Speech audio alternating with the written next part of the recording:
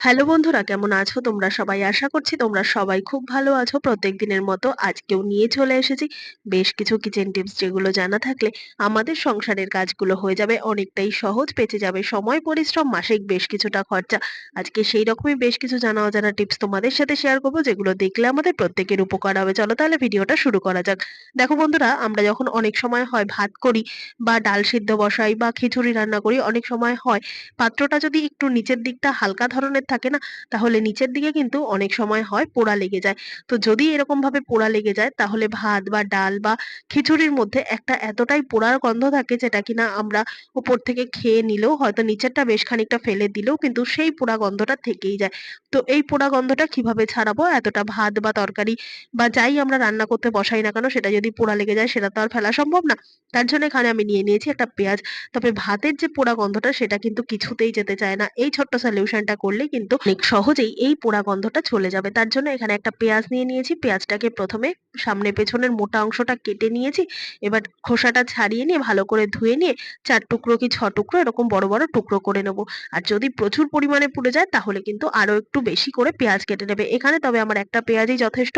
এরপর ভালো মতো পেঁয়াজগুলোকে কেটে নেওয়ার পর ভাত বা যেটাই পোড়া লেগেছে কেন, তো সেটার মধ্যে এইভাবে এই পেঁয়াজগুলোকে ভালো করে গেঁথে দেবো।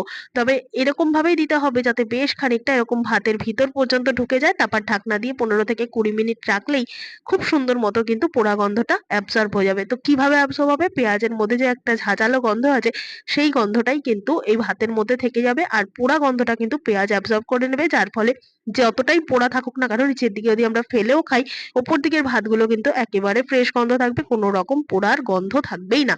তো এইভাবে ফেলে না দিয়ে কিন্তু আমরা যেকোনো পোড়া জিনিসে এই ছোট্ট টিপসটা করতেই পারি।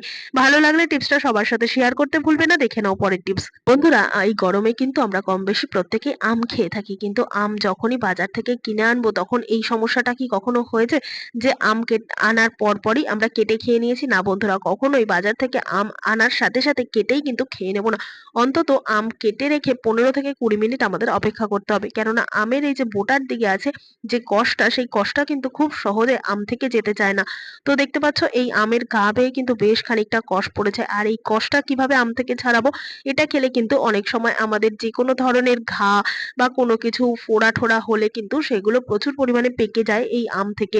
তো কিভাবে আমরা আমটা কেটে নেব? মাথার দিকের বোটাটাকে মোটা করে এইভাবে ফেলে দাও। খোসা কিন্তু এই অবস্থায় ছাড়ালে চলবে না। খোসা সমেত একটা পাত্রের মধ্যে বেশ খানিকটা জল নিয়ে এইভাবে আমের যে কাটা অংশটা বোটার দিকে, সেই অংশটাকে এইভাবে ডুবিয়ে রাখো। আর যদি একটু বড় পাত্র হয়, বেশ খানিকটা জল দিয়ে কিন্তু পুরো ডুবিয়ে রাখতে পারো আমটাকে। না হলে যদি ছোট পাত্রে জল নাও, তাহলে এইরকম ভাবে বোটার দিকটা খানিকটা ডুবিয়ে রাখো। তারপর চারিদিক অল্প অল্প করে ডুবিয়ে এইভাবে রাখলেই কিন্তু সমস্যাটা মিটে যাবে। তো এইভাবে জলের মধ্যে ডুবিয়ে রাখার কারণে কি হবে বলতো? আমের মধ্যে যে একটা কষ ভাব ছিল বা বোটার দিকে যে কষ ভাবটা ছিল, সেটা কিন্তু সম্পূর্ণ জলের সাথে মিশে যাবে। অন্তত ১৫ থেকে ২০ মিনিট এভাবে অপেক্ষা করে তারপর যদি আমরা খোসা ছাড়িয়ে খাই বা বাচ্চাদের খেতে দিই, তাহলে কিন্তু নিশ্চিন্তে খেতে দিতে পারবো। আশা করছি টিপসটা কাজে দেবে। দেখে নাও পরের টিপস। দেখো, এখানে আমি নিয়ে নিয়েছি পেঁপে। আর পেঁপে কিন্তু গরমকালের দারুণ একটা সবজি। পেঁপে দিয়ে নানান রকম তরকারি খাওয়া হলেও অনেক সময় হয় পেঁপেটা কিন্তু আমরা ঝিরিঝিরি করে বা ছোট্ট ছোট্ট আলু ভাজার মতো লম্বা লম্বা করে ভেজে তারপর আমরা খেতে ভালোবাসি। কিন্তু এই ধরনের কাটা বা যত মিহি করে কাটতে হবে সেই সমস্ত সবজি বা সেই সমস্ত জিনিসগুলো বেশি মিহি করে কাটতে গেলে কিন্তু আমাদের হাতের মাথার দিকটা কেটে যেতে পারে। তো কিভাবে এই পেঁপে বা কোনো কিছু যদি মিহি করে কাটতে হয়, তো কিভাবে কাটবো? এখানে আমি পেঁপেটাকেই দেখাচ্ছি। ভালো করে মোটা করে খোসাটাকে ছাড়িয়ে নিয়ে প্রথমে ধুয়ে নিয়েছি। এরপর মিহি করে কুচানো থেকে যদি এইভাবে আমরা গ্রেটার নিই, গ্রেটারের মধ্যে দিয়ে যদি এইভাবে আমরা গ্রেট করে নিই, তাহলে দেখবে দারুণ একটা মিহি করে কাটা হবে, যার জন্য কিন্তু খুব তাড়াতাড়ি গলেও যাবে পেঁপেটা, রান্নাও খুব তাড়াতাড়ি হবে আর খেতেও কিন্তু দারুণ লাগবে। এই ধরনের পেঁপে দিয়ে যদি ঘন্ট আমরা বানিয়ে খেয়ে নিই, তাহলে কিন্তু হাতে কাটার তুলনায় এইরকম ভাবে গ্রেটারে গ্রেট করে নিলে খেতে আরো বেশি ভালো লাগবে। আবার আরো একটা সমস্যা হয়, গ্রেটারের মধ্যে যদি এইভাবে গ্রেট করি, তাহলে দেখবে গ্রেটারের মধ্যে কিন্তু প্রচুর পরিমাণে এরকম পেঁপে বা আলু বা পেঁয়াজ, আদা, রসুন যখন আমরা গ্রেট করি না, সেগুলো কিন্তু লেগে থাকে। আর এইটাকে যদি ঠিকঠাক মতো আমরা ধুয়ে পরিষ্কার না করতে পারি, তাহলে দেখবে আস্তে আস্তে গ্রেটারের ধার কমে যায়। আর এটা শুকিয়ে গেলে বাজে একটা গন্ধ ছাড়ে। আর এমন ভাবে গ্রেটারের এই ছিদ্রগুলোর মধ্যে সবজিটা ঢুকে থাকে না, ঠিকঠাক মতো কিন্তু ছাড়ানো যায় না। তার জন্য এখানে নিয়ে নিয়েছি একটা পলিথিন প্যাকেট। পলিথিন প্যাকেটের মধ্যে এইভাবে গ্রেটারটাকে ভালো করে ভরে দাও। তারপর ওপর দিয়ে আস্তে আস্তে এইভাবে গ্রেট করো।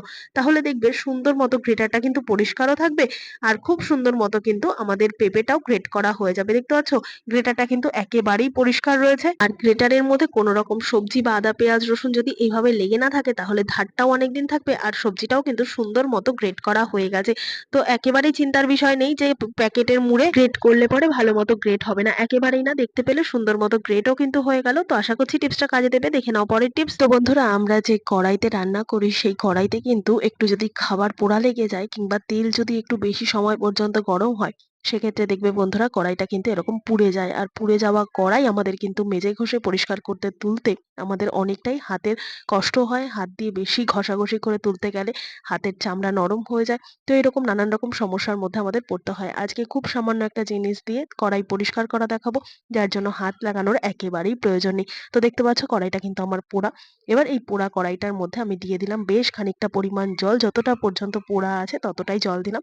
গ্যাস জ্বালিয়ে দিয়েছি। জলটা হালকা গরম হলে এর মধ্যে দিয়ে দেবো ঘরে থাকা যেকোনো ধরনের হোয়াইট কালার টুথপেস্ট। এখানে তোমরা কলগেট দিতে পারো। তবে খেয়াল রাখবে হোয়াইট কালারই টুথপেস্ট দরকার। কোনো রকম জেল টুথপেস্ট কিন্তু এক্ষেত্রে ব্যবহার করা যাবে না। তারপর দিয়ে দিলাম ১ চামচ পরিমাণ ডিটারজেন্ট। এরপর সমস্ত কিছু ভালো করে একটুখানি মিশিয়ে দেবো আর অপেক্ষা করব যতক্ষণ না জলটা ফোটে। হালকা, হালকা করে জলটা ফুটতে শুরু করলে কিন্তু এ পর্যায়ে গ্যাসটাকে বন্ধ করে দিতে হবে। তবে খুব বেশি গ্যাস খরচা করাও যাবে না।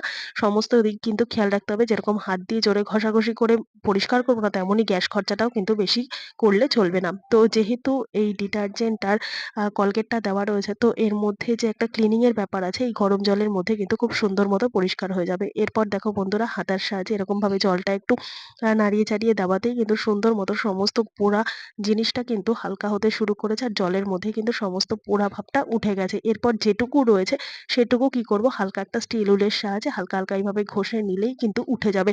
তো দেখতে পেলে বন্ধুরা কোনো রকম কিন্তু জোরে ঘষাঘষি করার প্রয়োজন পড়ল না।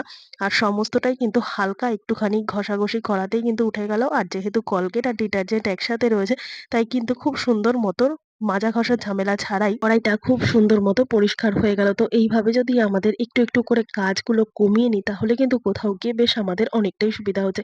আশা করছি আজকে সমস্ত টিপস তোমাদের কাজে দেবে। ভালো লেগে থাকলে লাইক, কমেন্ট, শেয়ার করে পাশে থাকবে। আমার এই ভিডিওটা তোমরা কে কোথা থেকে দেখছো কমেন্ট করে জানাতে ভুলবে না। দেখা হবে আবারও অন্য কোনো ভিডিওর সঙ্গে। ধন্যবাদ।